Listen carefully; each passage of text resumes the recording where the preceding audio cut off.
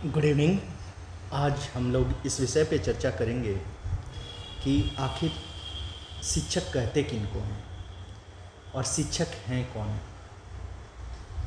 जैसे आजकल आप देख रहे होंगे कि जिस तरीके से YouTubers and those who have not studied so well and understood education in right manner and those who have become a dialogic YouTuber is also teaching on YouTube because India में हमारे इंडिया में अगर आप institutional form में देखते हैं जो teachers को तो B it coaching B it even in institutional form like schools and universities and colleges what you will find they have become by chance and not by their will.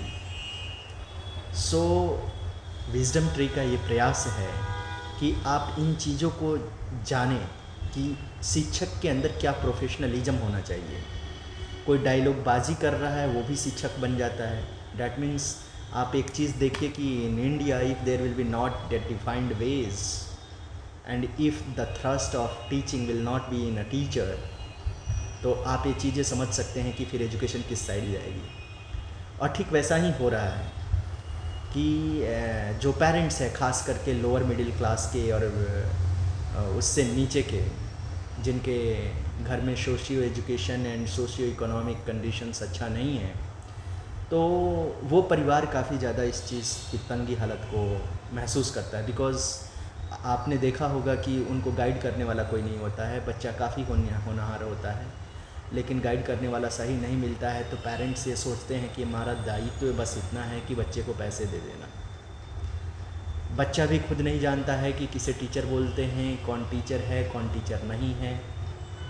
वो उस तरीके से आगे बढ़ जाता है और इन लास्ट में उसे ये पता चलता है कि ना हमने एजुकेशन से कुछ वैसा बेहतर अपने आप को स्किलफुल बना पाए ना कुछ कर पाए और सिमट करके रह जाता है। इसमें दोष उस बच्चे की नहीं होती है, परिस्थिति की होती है और गवर्नमेंट और प्राइवेट इंस्टीट्यूशंस द्वारा प्रोवाइड किया गया अवसर का होता है। तो आइए आज हम लोग इस विषय में भारत सरकार द्वारा बनाए गए कुछ रूल्स, कुछ लेख, कुछ फैक्ट्स के बारे में इस माध्यम से जानने की कोशिश करेंगे। और विजडम ट्री का प्रयास यही है कि हर एक बच्चा अपना पोटेंशियल को खुद से रियलाइज़ कर सके।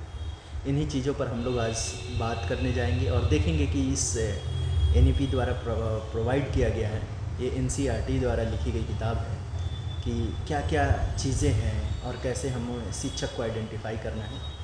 विजडम ट्री का एक और प्रयास है, आप लोगों से अनुरोध है, निवेदन भी है कि कृपया कर आप इस चैनल को लाइक करें और सब्सक्राइब करें ताकि एजुकेशन से रिलेटेड चैनल आपके तक पहुँचे। क्योंकि हमारा ये प्रयास है कि हर घर में पेरेंट्स शिक्षा को जाने तभी एक बेहतर परिवार का निर्माण हो सकता है। तो चलिए स्टार्ट करते हैं। कहते हैं शिक्षक राष्ट्र का भविष्य गढ़ते हैं। ये सिर्फ एक कोरी कल्पना नहीं बल्कि एक ठोस सच्चाई है जिस पर हमारे समाज की नींव टिकी है। हाँ बिल्कुल। और भारत की राष्ट्रीय शिक्षा नीति यानी NEP 2020 इस बात को बहुत गहराई से समझती है। सही कहा। तभी तो इस नीति में शिक्षकों को आप कह सकते हैं बदलावों के केंद्र में रखा गया है। उन्हें एक नई ऊर्जा देने की बात कही गई है। बिल्कुल सही कहा। NEP 2020 का आधार ही यही है कि अगर हमें अपनी शिक्षा व्यवस्था को सचमुच बदलना है, उसे 21वीं सदी के लिए तैयार करना है तो इसकी शुरुआत शिक्षकों के सशक्तिकरण से करनी होगी। हाँ। उन्हें वो साधन, वो सम्मान और वो दिशा देनी होगी जिससे वे न केवल आज की बल्कि आने वाले कल की चुनौतियों का भी सामना करने में सक्षम हो। और इसी दिशा में एक बहुत ही महत्वपूर्ण और कह सकते हैं दूरगामी कदम उठाया गया है जिस पर आज हम थोड़ी गहराई से बात करने वाले हैं। जी। ये है राष्ट्रीय शिक्षक व्यवसायिक मानक यानी national professional standards for teachers, जिसे संक्षेप में NPST कहा जा रहा है। NPST, हाँ। ये सीधे तौर पर NEP 2020 की सोच से निकली एक पहल है जिसका लक्ष्य भारत में शिक्षण के पेशे को एक नई ऊंचाई पर ले जाना है। हाँ, और हमारी आज की ये बातचीत NPST पर 2023 में जारी हुए आधिकारिक मार्गदर्शक दस्तावेज मतलब NPST गाइडिंग डॉक्यूमेंट के जो मुख्य बिंदु हैं उन पर आधारित है। अच्छा। ये दस्तावेज खुद में काफी विस्तृत है, पर हाँ, हम इसके सार को समझने की कोशिश करेंगे आज। तो फिर चलिए इस विषय की तह तक चलते हैं। हमारा इरादा साफ है, ये समझना कि ये एनपीएसटी आखिर है क्या, इसकी जरूरत क्यों महसूस हुई, और सबसे जरूरी, ये भारत में शिक्षकों के काम करने के तरीके, उनके करियर और आखिरकार हमारे बच्चों की शिक्षा पर क्या और कैसे असर डालने का इरादा रखता है। हाँ, शुरू करते हैं। आइए, इस पर विस्तार से बात करते हैं। तो सबसे पहले ये समझना होगा कि एनपीएसटी का जो मूल विचार है वो क्या है। अगर बहुत ही सरल शब्दों में कहें तो ये देश भर के शिक्षकों के लिए तय किए गए व्यावसायिक मानक हैं, स्टैंडर्ड्स हैं। अच्छा, स्टैंडर्ड्स। हाँ, ये मानक परिभाषित करते हैं कि एक शिक्षक से उनके करियर के अलग अलग पड़ावों पर, मतलब जब वे शुरुआत कर रहे हो, जब वे अनुभवी हो जाएं और जब वे विशेषज्ञता हासिल कर लें, किस तरह की भूमिका निभाने, कौन सी दक्षताएं मतलब कॉम्पिटेंसीज दिखाने और किन नैतिक मूल्यों पर चलने की उम्मीद की जाती है। मतलब ये शिक्षकों के लिए एक तरह का राष्ट्रीय स्तर का फ्रेमवर्क या आप कह लें कि दिशा निर्देश हैं, जो ये बताएगा कि एक अच्छा या प्रभावी शिक्षक होने का क्या मतलब है। हाँ, काफी हद तक आप इसे एक स्पष्ट दिशा निर्देश कह सकती हैं। जैसा आपने शुरू में बताया, इसका विकास NEP 2020 के तहत पैरा 5.20 के तहत अनिवार्य किया गया था। हाँ, और इसे तैयार करने की जिम्मेदारी राष्ट्रीय अध्यापक शिक्षा परिषद यानी NCTE को दी गई। NEP 2020 ने NCTE को शिक्षक शिक्षा के क्षेत्र में एक प्रोफेशनल स्टैंडर्ड सेटिंग बॉडी यानी व्यावसायिक मानक निर्धारण निकाय के रूप में एक नई और महत्वपूर्ण भूमिका सौंपी है। और इन मानकों को बनाने का अंतिम लक्ष्य क्या है, क्यों इतनी मेहनत की जा रही है सब तय करने में। देखिए, इसका सबसे बड़ा और बुनियादी लक्ष्य तो यही है कि भारत के हर बच्चे को, चाहे वो कहीं भी पढ़ता हो, उच्च गुणवत्ता वाली शिक्षा मिल सके। बिल्कुल। और ये तभी संभव है जब हमारे शिक्षक जोशीले हों, प्रेरित हों, उनके पास विषय का गहरा ज्ञान हो, पढ़ाने के आधुनिक तरीके आते हों और वे खुद भी, ये जरूरी है कि लगातार सीखने को तैयार हों। NPST इसी तरह के शिक्षकों का एक कैडर तैयार करने का लक्ष्य रखता है। और इसका एक और पहलू शायद ये भी है कि अच्छे लोगों को, जो प्रतिभाशाली हैं, उन्हें शिक्षण के पेशे की तरफ आकर्षित किया जाए। निश्चित रूप से। देखिए, जब किसी पेशे के मानक स्पष्ट होते हैं, उसमें तरक्की का रास्ता योग्यता पर आधारित होता है, तो स्वाभाविक रूप से प्रतिभाशाली और समर्पित लोग उसकी ओर आकर्षित होते हैं। हाँ, ये तो है। NPST का एक मकसद ये भी है कि शिक्षण को एक आकर्षक करियर विकल्प बनाया जाए। ये बात तो समझ आती है, लेकिन अब सवाल ये उठता है कि इन मानकों की जरूरत आज ही क्यों पड़ी। क्या जो व्यवस्था पहले से चली आ रही थी, जिसमें अनुभव या वरिष्ठता को ज्यादा महत्व दिया जाता था, वो काफी नहीं थी? उसमें क्या कमी थी? ये बहुत ही वाजिब सवाल है और इसके जवाब में ही NPST की अहमियत छुपी है। देखिए, पारंपरिक व्यवस्था में अक्सर शिक्षकों की तरक्की, वेतन वृद्धि या अन्य लाभ उनकी सेवा अवधि यानी कितने साल उन्होंने नौकरी की है, इस पर ज्यादा निर्भर करती थी। हाँ, सीनियरिटी बेसिस पर। बिल्कुल, जबकि NEP 2020 और शिक्षाविदों का मानना है कि सिर्फ सेवा की अवधि गुणवत्ता का पैमाना नहीं हो सकती। शिक्षण एक बेहद जटिल, चुनौतीपूर्ण और लगातार विकसित होने वाला पेशा है। हाँ, इसमें कोई शक नहीं। हर बच्चा अलग है, समाज बदल रहा है, तकनीक तेजी से बदल रही है, तो पढ़ाने के तरीके भी तो स्थिर नहीं रह सकते ना। बिल्कुल। शिक्षा का अधिकार अधिनियम यानी RTE एक्ट 2009 ने पहले ही शिक्षकों के सामने कुछ लक्ष्य रखे थे, जैसे संवैधानिक मूल्यों को बढ़ावा देना, बच्चों के सर्वांगीण विकास पर ध्यान देना, कक्षा में बाल सुलभ और भय मुक्त वातावरण बनाना। हाँ। अब NEP 2020 इससे भी आप कह सकती हैं 2 कदम आगे जाती है। ये शिक्षकों से अपेक्षा करती है कि वे छात्रों में रटने की प्रवृत्ति के बजाय आलोचनात्मक सोच मतलब क्रिटिकल थिंकिंग और समस्या समाधान प्रॉब्लम सॉल्विंग का कौशल विकसित करें। स्थानीय भाषाओं और बहुभाषिकता को सम्मान दें और अनुभवात्मक अधिगम मतलब एक्सपीरियंशियल लर्निंग यानी करके सीखने पर जोर दें। इन सब के लिए बहुत खास तरह की दक्षताओं और लगातार अपडेट रहने की जरूरत है। तो क्या हम ये कह सकते हैं कि NPST शिक्षण के पेशे को और ज्यादा व्यावसायिक मतलब प्रोफेशनल बनाने की एक कोशिश है, जैसे इंजीनियरिंग, मेडिकल या कानून के पेशे में होता है, जहां कुछ तय मानक और कोड ऑफ कंडक्ट होते हैं? हाँ, आप इसे शिक्षण पेशे के व्यवसायीकरण मतलब प्रोफेशनलाइजेशन की दिशा में एक बहुत बड़ा और महत्वपूर्ण कदम मान सकती हैं।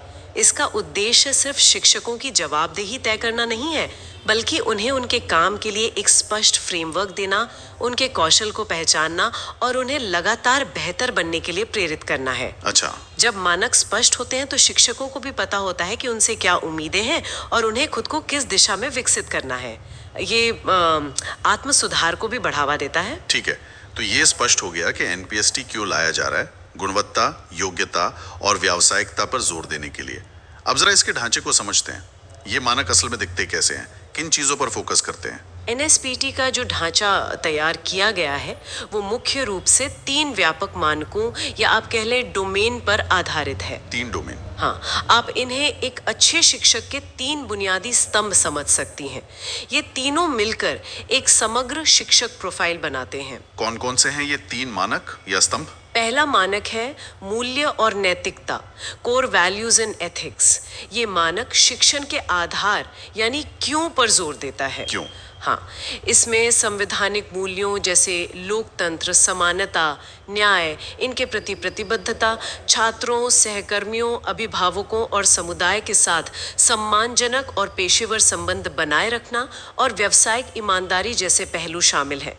ये वो बुनियाद है जिस पर शिक्षण का पूरा पेशा खड़ा होता है। यानी सिर्फ किताबी ज्ञान देना काफी नहीं है, बल्कि एक रोल मॉडल बनना भी जरूरी है जो सही मूल्यों का पालन करता हो। बिल्कुल। दूसरा मानक है ज्ञान और अभ्यास, नॉलेज एंड प्रैक्टिस। ये शिक्षण के क्या और कैसे वाले पहलू पर केंद्रित है। अच्छा, क्या और कैसे? जी, इसमें शिक्षक के पास अपने विषय का गहरा और अद्यतन ज्ञान होना, बाल विकास और सीखने की प्रक्रियाओं की समझ होना, विभिन्न शिक्षण विधियों, पेडागॉजी का प्रभावी ढंग से इस्तेमाल करना, कक्षा में विविधता जैसे अलग अलग सीखने की गति वाले बच्चे या अलग अलग पृष्ठभूमि के बच्चे, उनको संभालना, छात्रों का निरंतर और समग्र मूल्यांकन करना और उनमें आलोचनात्मक सोच और रचनात्मकता को बढ़ावा देना, ये सब शामिल है। ये तो काफी व्यापक दायरा लग रहा है। इसमें तो पढ़ाने से जुड़ी लगभग हर चीज आ गई। हाँ, क्योंकि प्रभावी शिक्षण के लिए इन सभी चीजों का मेल जरूरी है। और तीसरा मानक है व्यावसायिक वृद्धि और विकास, professional growth and development. Okay. ये मानक निरंतर सुधार के सिद्धांत पर आधारित है। इसका जोर इस बात पर है कि शिक्षक एक आजीवन सीखने वाला बने। इसमें अपनी शिक्षण पद्धतियों पर नियमित रूप से चिंतन करना, मतलब रिफ्लेक्टिव प्रैक्टिस, नए शोध और विचारों से अवगत रहना, साथ ही शिक्षकों के साथ मिलकर सीखना, कम्युनिटीज ऑफ प्रैक्टिस में भाग लेना और अपने कौशल को लगातार बेहतर बनाने के लिए व्यावसायिक विकास कार्यक्रमों में सक्रिय रूप से भाग लेना शामिल है। तो ये 3 मानक, मूल्य और नैतिकता, ज्ञान और अभ्यास और निरंतर व्यावसायिक विकास, ये तीनों मिलकर एनपीएसटी का मूल ढांचा बनाते हैं। सुनने में तो काफी तार्किक लग रहा है। सही कहा। और महत्वपूर्ण बात यह है कि ये तीनों मानक अलग अलग नहीं है, बल्कि एक दूसरे से गहरे जुड़े हुए हैं। अच्छा। एक शिक्षक जो नैतिक रूप से मजबूत है वो अपने ज्ञान का बेहतर इस्तेमाल कर पाएगी, और जो शिक्षक लगातार सीख रहा है वो अपने ज्ञान और अभ्यास दोनों को बेहतर बना पाएगा। एक समग्र और प्रभावी शिक्षक बनने के लिए इन तीनों क्षेत्रों में संतुलन और निरंतर विकास आवश्यक है। अब एक और पहलू पे आते हैं जो एनईपी 2020 में भी रेखांकित किया गया है और एनएसटीएस में भी दिखता है। वो है शिक्षकों के करियर का विकास पथ। एनएसटीएस इसमें किस तरह की भूमिका निभाएगा? एनएसटीएस सिर्फ ये नहीं बताता कि शिक्षकों में क्या योग्यताएं होनी चाहिए, बल्कि ये उनके करियर में आगे बढ़ने का एक स्पष्ट और योग्यता आधारित रास्ता भी दिखाता है। ये पारंपरिक सीनियरिटी आधारित प्रमोशन सिस्टम से हटकर एक नई व्यवस्था प्रस्तावित करता है। इसमें शिक्षकों के लिए उनके करियर के अनुभव और दक्षता के आधार पर 3 मुख्य स्तर सुझाए गए हैं। अच्छा, ये कौन कौन से स्तर हैं और इनमें क्या फर्क है? पहला स्तर है प्रवीण शिक्षक, प्रोफिशिएंट टीचर। ये आमतौर पर करियर का शुरुआती चरण होता है। ठीक है। इस स्तर पर शिक्षक से उम्मीद की जाती है कि वे शिक्षण और सीखने के लिए जरूरी बुनियादी ज्ञान, कौशल और मूल्यों का प्रदर्शन कर सकें। वे स्वतंत्र रूप से कक्षा का प्रबंधन कर सकते हैं, लेकिन हाँ, उन्हें अनुभवी शिक्षकों या स्कूल के मेंटर से मार्गदर्शन और सहयोग मिलता रहता है। ठीक है, ये एक तरह से नींव का स्तर हो गया, फाउंडेशन लेवल। इसके बाद दूसरा स्तर है उन्नत शिक्षक, एडवांस्ड टीचर। इस स्तर तक पहुंचने वाले शिक्षक शिक्षण अधिगम प्रक्रिया में उच्च स्तर की दक्षता का प्रदर्शन करते हैं। ओके। वे न केवल खुद प्रभावी ढंग से पढ़ाते हैं, बल्कि स्कूल में जो प्रवीण शिक्षक हैं, उनके लिए एक मार्गदर्शक या पीयर लीडर की भूमिका भी निभा सकते हैं। वे अपने विषय क्षेत्र में हो रहे नए विकास से अच्छी तरह वाकिफ होते हैं और अपनी कक्षाओं में नई रणनीतियों और नवाचारों को आजमाने में आगे रहते हैं। और तीसरा और शायद सबसे ऊंचा स्तर? हाँ, तीसरा और सर्वोच्च स्तर है विशेषज्ञ शिक्षक, एक्सपर्ट टीचर। Expert teacher. जी, वे न सिर्फ उत्कृष्ट शिक्षक होते हैं, बल्कि स्कूल या क्लस्टर स्तर पर अन्य शिक्षकों के लिए मेंटर की भूमिका निभाते हैं, व्यावसायिक विकास कार्यक्रमों का डिजाइन और नेतृत्व कर सकते हैं और शिक्षा प्रणाली में नीतिगत सुधारों में भी योगदान दे सकते हैं। वे शिक्षण अधिगम के क्षेत्र में एक तरह से मास्टर माने जाते हैं। प्रवीण, उन्नत और विशेषज्ञ, ये श्रेणियां तो स्पष्ट हैं, लेकिन यहाँ सबसे बड़ा सवाल ये उठता है कि एक स्तर से दूसरे स्तर पर प्रगति कैसे होगी? क्या ये फिर से कुछ साल नौकरी करने पर अपने आप हो जाएगी? यहीं पर एनपीएसटी सबसे बड़ा और महत्वपूर्ण बदलाव लाता है। दस्तावेज साफ तौर पर कहता है कि शिक्षकों की प्रगति, पदोन्नति और वेतन वृद्धि अब केवल कार्यकाल या वरिष्ठता पर आधारित नहीं होगी। अच्छा। बल्कि ये पूरी तरह से प्रदर्शित योग्यता और आवधिक मूल्यांकन पर आधारित होगी। ये तो वाकई एक बड़ा बदलाव है। मतलब सिर्फ सेवा में सीनियर होना काफी नहीं होगा, अपनी योग्यता को लगातार साबित करना होगा, दिखाना होगा। बिल्कुल। दस्तावेज में सुझाव दिया गया है कि हर स्तर पर शिक्षक को कम से कम 5 वर्ष का अनुभव प्राप्त करना होगा, लेकिन अगले स्तर पर जाने के लिए केवल ये अवधि काफी नहीं होगी। सिर्फ 5 साल काफी नहीं है? नहीं, उन्हें एक तय प्रक्रिया के तहत होने वाले मूल्यांकन में ये साबित करना होगा कि उन्होंने अगले स्तर के लिए आवश्यक दक्षताएं हासिल कर ली हैं। ये योग्यता आधारित करियर प्रगति, मतलब मेरिट बेस करियर प्रोग्रेशन की ओर एक निर्णायक कदम है। इसका मकसद शिक्षकों को लगातार आत्म सुधार और उत्कृष्टता के लिए प्रेरित करना है। यह सुनने में तो क्रांतिकारी लगता है, खासकर भारत के संदर्भ में, जहां पारंपरिक रूप से वरिष्ठता को काफी महत्व दिया जाता रहा है। लेकिन अब बात करते हैं इसके व्यवहारिक पहलू की। ये सब कागज पर तो अच्छा है, लेकिन इसे जमीन पर कैसे उतारा जाएगा? इसे लागू करने की क्या प्रक्रिया है? और यह मूल्यांकन जिसका इतना जिक्र हो रहा है, वो होगा कैसे? इसे लागू करने की प्रक्रिया काफी चरणबद्ध और सोची समझी है। एनपीएसटी का मसौदा तैयार करने के लिए व्यापक परामर्श किया गया। इसमें एनसीईआरटी, विभिन्न राज्यों के एससीईआरटीज, विश्वविद्यालय, शिक्षा संस्थान, अनुभवी शिक्षक और विशेषज्ञ संगठन जैसे कई हितधारकों को शामिल किया गया। और शायद आम लोगों और शिक्षकों से भी राय ली गई होगी। माई एनईपी पोर्टल का जिक्र था। हाँ बिल्कुल, इसके लिए शिक्षा मंत्रालय के माई एनईपी 2020 पोर्टल पर एक डिजिटल कंसल्टेशन प्रक्रिया भी चलाई गई थी। साथ ही ऑस्ट्रेलिया, सिंगापुर, यूके जैसे अन्य देशों में शिक्षकों के लिए जो मानक प्रचलित हैं, उनका भी तुलनात्मक अध्ययन किया गया, ताकि भारतीय संदर्भ के लिए सबसे उपयुक्त मॉडल विकसित किया जा सके। सुना है इसका एक पायलट प्रोजेक्ट भी किया गया है, ये जानने के लिए कि ये काम करेगा या नहीं। जी हाँ, ये बहुत महत्वपूर्ण है। इन मानकों की व्यवहारिकता और प्रभावशीलता को परखने के लिए देश भर के 75 केंद्रीय सरकारी स्कूलों, जिनमें केवीएस, एनवीएस, एईएस और सीबीएसई से संबद्ध कुछ निजी स्कूल शामिल थे, में लगभग 1175 शिक्षकों के साथ एक पायलट स्टडी भी की गई है। अच्छा, काफी बड़ा पायलट था। हाँ, इस पायलट के नतीजों के आधार पर मानकों को और परिष्कृत किया गया, फाइन ट्यून किया गया। और इन मानकों के संचालन और प्रबंधन के लिए कोई खास इकाई बनाई गई है, कोई बॉडी? हाँ, इसके सुचारू कार्यान्वयन और प्रबंधन के लिए एनसीटीई के तहत एक समर्पित इकाई, राष्ट्रीय अध्यापक गुणवत्ता केंद्र, national centre for teacher quality, NCTQ स्थापित किया गया है। एनसीटीक्यू? जी, एनसीटीक्यू एक डिजिटल प्लेटफॉर्म और रिपोजिटरी, मतलब सूचना भंडार के रूप में काम करेगा, जो एनपीएसटी से संबंधित सभी गतिविधियों, संसाधनों और डेटा का प्रबंधन करेगा। अब आते हैं उस सबसे अहम सवाल पर, मूल्यांकन, परफॉर्मेंस अप्रेजल। शिक्षकों का प्रदर्शन इन मानकों के आधार पर कैसे आंका जाएगा? कौन करेगा ये मूल्यांकन? देखिए, प्रदर्शन का मूल्यांकन इन्हीं एनपीएसटी मानकों पर आधारित होगा। ये एनईपी 2020 का स्पष्ट निर्देश है। हाँ। इसके लिए किसी एक तरीके पर निर्भर न रहकर कई तरीकों का मिश्रण सुझाया गया है, ताकि मूल्यांकन समग्र और निष्पक्ष हो सके। क्या तरीके हैं वो? इनमें शामिल हैं जैसे शिक्षक योग्यता पोर्टफोलियो। इसमें शिक्षक अपने काम के नमूने, उपलब्धियां, व्यावसायिक विकास गतिविधियों के प्रमाण वगैरह संकलित करेंगे। Okay, portfolio. फिर है कक्षा अवलोकन, मतलब क्लासरूम ऑब्जर्वेशन। प्रशिक्षित मूल्यांकनकर्ता या सहकर्मी कक्षा में शिक्षक के पढ़ाने के तरीके, छात्रों के साथ उनके व्यवहार आदि का अवलोकन करेंगे।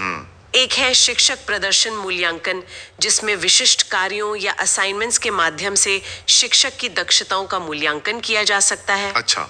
और एक काफी दिलचस्प है 360 डिग्री फीडबैक।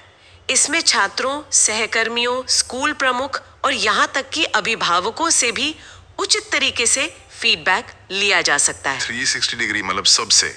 हाँ, और साथ ही सहकर्मी या मेंटर्स द्वारा अवलोकन और समीक्षा भी होगी। अनुभवी शिक्षक या मेंटर भी मूल्यांकन का हिस्सा हो सकते हैं। और इसी मूल्यांकन के नतीजों का सीधा असर शिक्षक की पदोन्नति, वेतन वृद्धि और अन्य तरह की मान्यता पर पड़ेगा। यही प्लान है? जी हाँ, एनईपी 2020 की परिकल्पना यही है।